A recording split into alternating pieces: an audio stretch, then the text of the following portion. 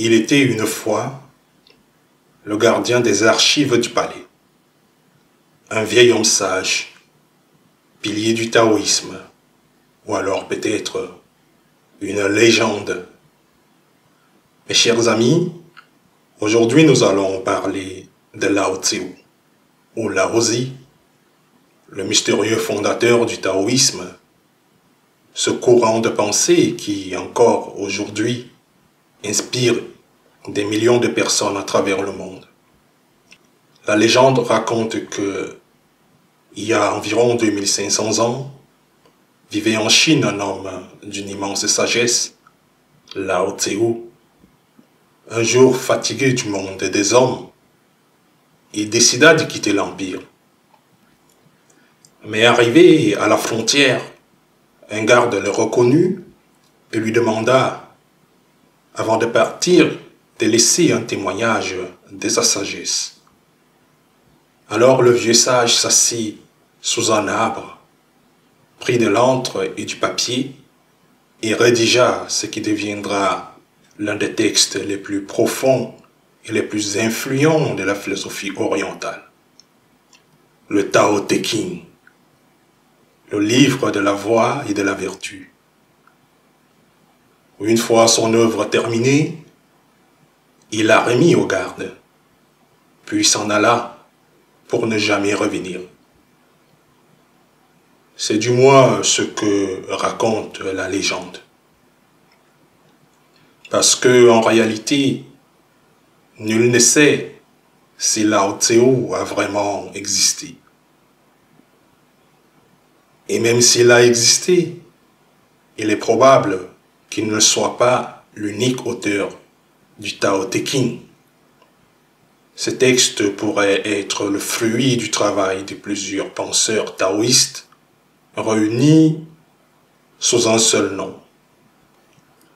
Mais au fond, peu importe que Lao Tzu ait été un homme, un mythe ou une idée, le Tao Te Ching demeure le texte fondateur du taoïsme.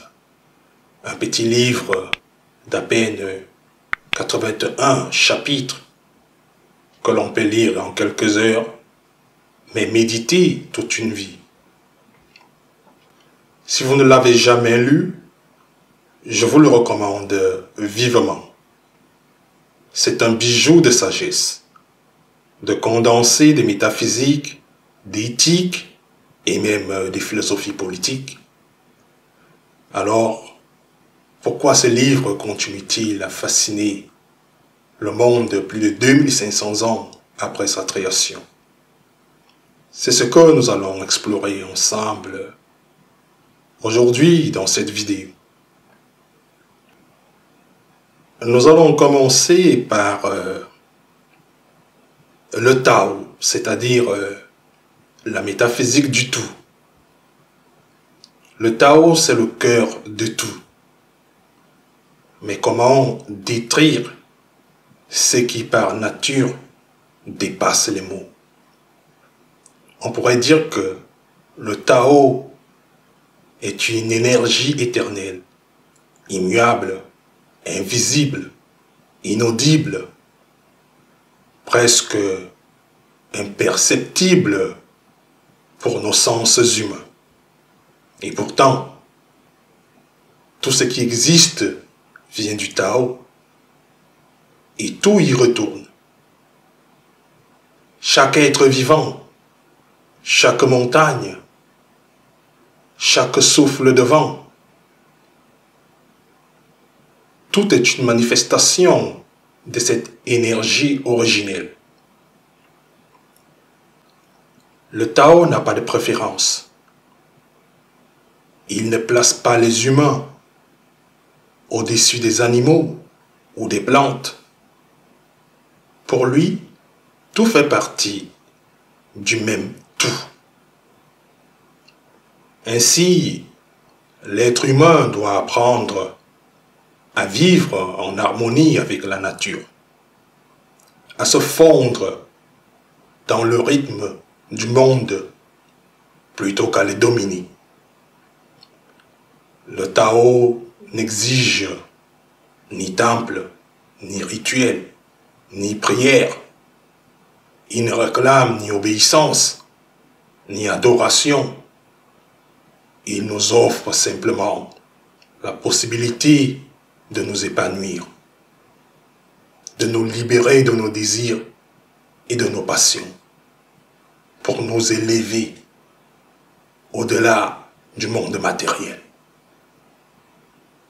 Et puisque le Tao est l'origine du tout, il engendre à la fois la lumière et l'ombre, le beau et le laid, le bien et le mal. Les contraires ne sont pas ennemis. Ils sont deux faces d'une même réalité, toujours en mouvement, toujours en équilibre. Alors, quand on parle du Tao, il existe également l'éthique taoïste, c'est-à-dire vivre simplement et en paix. Le taoïsme enseigne la simplicité, la générosité, le détachement et la paix.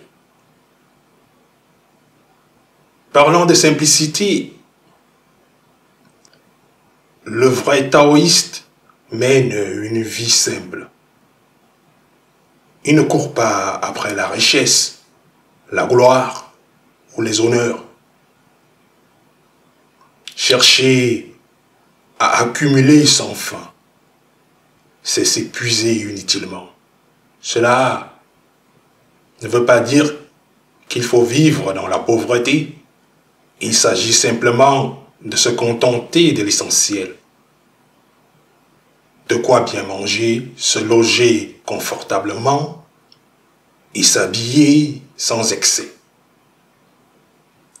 Quand on se satisfait de peu, on gagne du temps et de l'énergie. Du temps pour cultiver vos vertus, c'est-à-dire cultiver ses vertus et aider les autres sans rien attendre en retour. Dans la vie, rien d'excessif n'est bon. Là, nous sommes déjà au niveau de la modération. En fait, rien d'excessif n'est bon dans la vie. Tout est une question d'équilibre. Un muscle ne grandit que lorsqu'il se repose. Une plante a besoin d'eau, mais trop d'eau la tue. De même, nous devons apprendre à reconnaître la juste mesure. Combien de travail est trop de travail?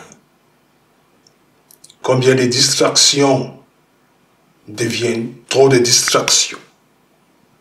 Le Tao nous invite à vivre dans la mesure, à manger, parler, aimer et agir avec modération. L'abnégation. Voilà un mot important. Voilà un mot qu'on entend beaucoup souvent. Aujourd'hui, tout semble tourner autour du moi. Je veux, je pense, je mérite. Mais pour le taoïste, la vie ne se résume pas à soi-même.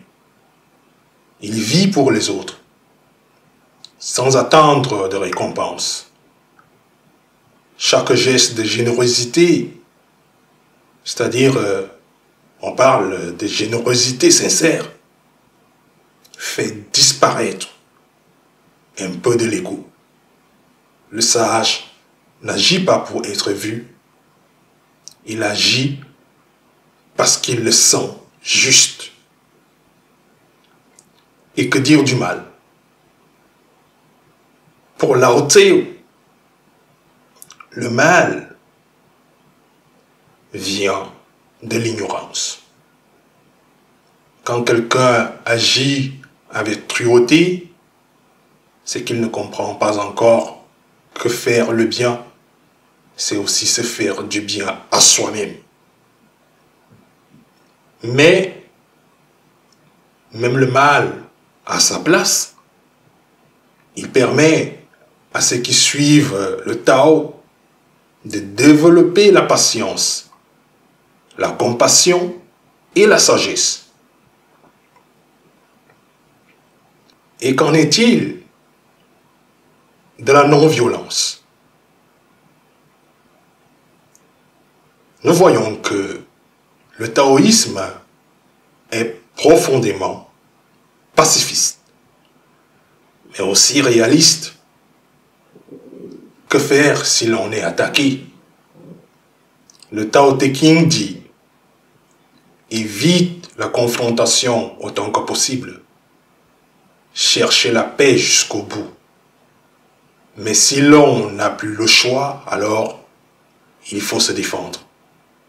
Sans haine, sans fierté. Car même la victoire en combat est une forme de défaite.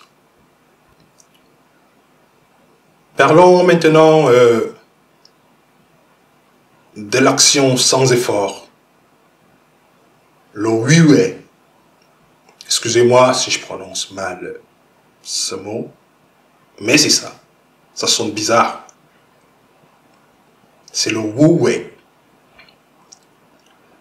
Voici l'un des principes les plus profonds du taoïsme. Le Wu-Wei, que l'on traduit souvent par non-action, mais attention, cela ne signifie pas ne rien faire. Il s'agit plutôt d'agir sans forcer, en suivant le courant naturel des choses.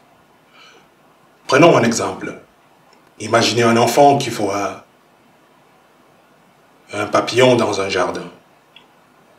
S'il court après lui, il risque de trébucher. Et le papillon s'envolera. Mais s'il reste tranquille, observant calmement, le papillon pourrait bien venir se poser tout près de lui. Le Wu-Wei, c'est cela. Ne pas lutter contre le courant, mais apprendre à flotter avec le flux de la vie. Le sage taoïste ne s'agite pas inutilement. Il observe, il attend, puis agit au moment juste, sans effort. C'est une danse entre le calme et l'action.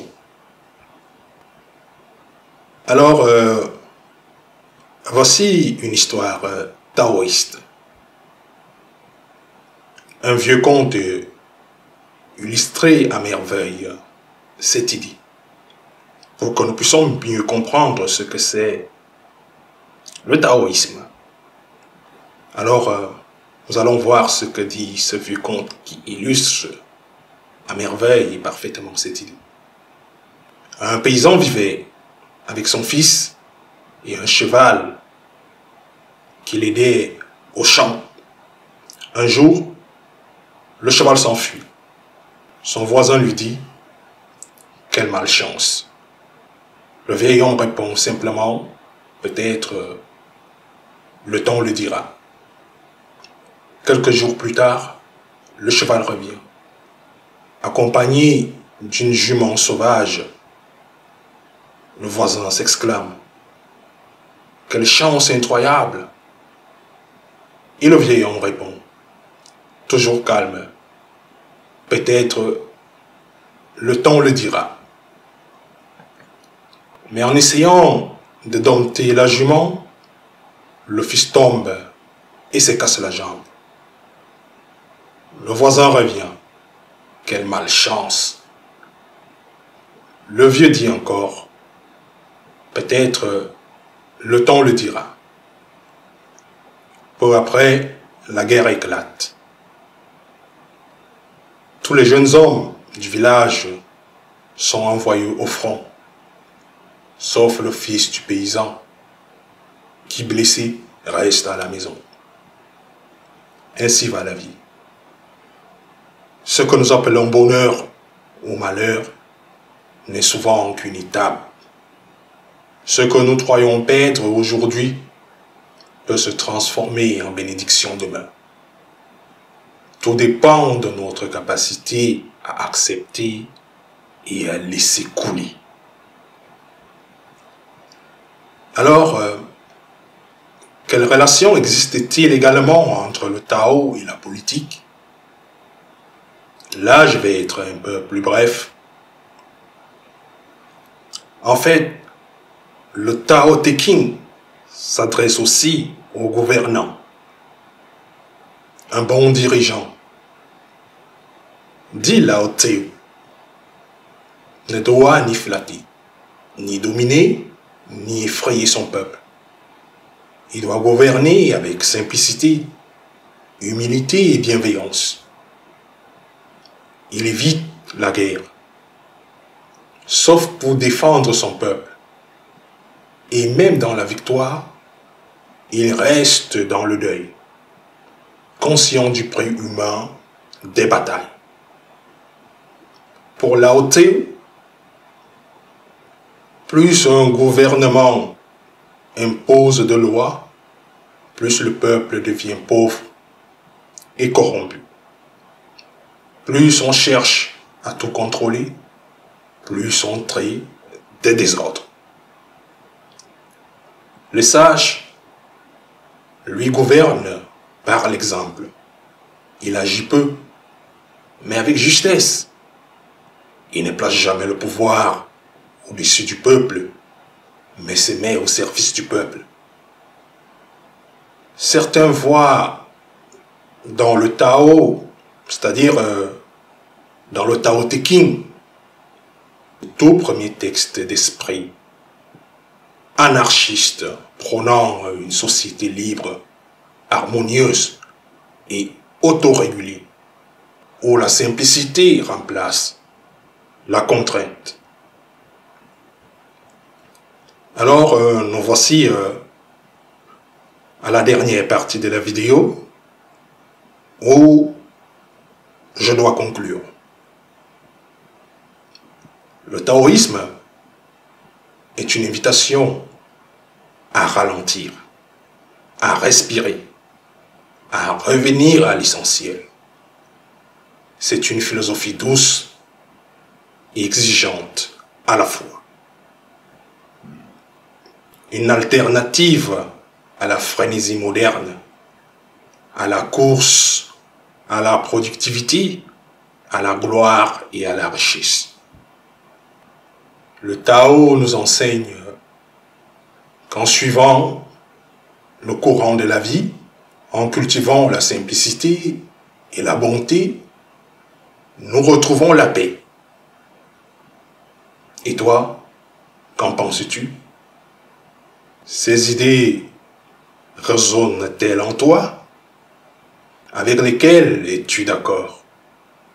Et lesquelles te paraissent étranges ou lointaines? Merci d'avoir écouté ce voyage dans la sagesse du Tao. Et si cette vidéo t'a plu, pense à t'abonner, à la partager et surtout à prendre un moment pour ne rien faire. Parce que parfois, c'est en ne faisant rien que tout commence. Merci pour ton attention. À très bientôt pour une nouvelle publication. Si vous n'êtes pas encore abonné à cette chaîne, abonnez-vous. Activez les notifications pour ne pas rater mes prochaines publications. Bonne nuit, bonne chance. Demain sera un autre jour.